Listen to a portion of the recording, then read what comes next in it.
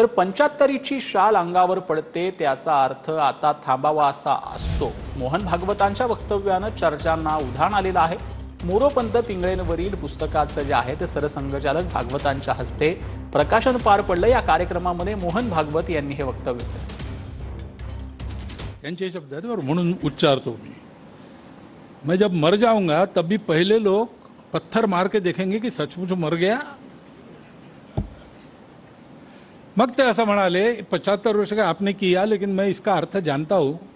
75 वर्ष की शाल जब उड़ी जाती है तब उसका अर्थ ये होता है कि अब आपकी आयु हो गई, अब जरा बाजू हमको करने दो।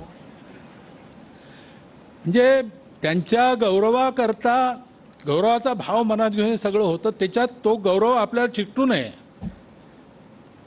ह्याची ते स्वतःच काळजी घ्यायची। आणि असा विनोदाचा सुरा चालवून तो चिकटणारा गौरव सगळा सोलून बाहेर टाक।